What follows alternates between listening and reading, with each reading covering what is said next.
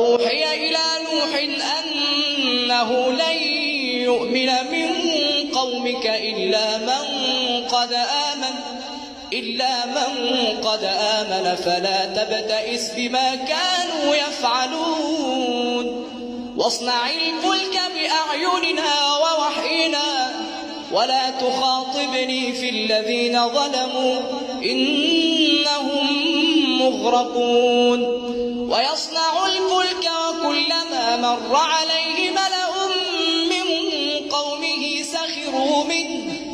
قال إن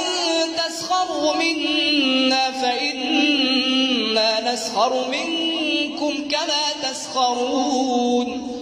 فسوف تعلمون من يأتيه عذاب يخزيه ويحل عليه عذاب مقيم حتى إذا جاء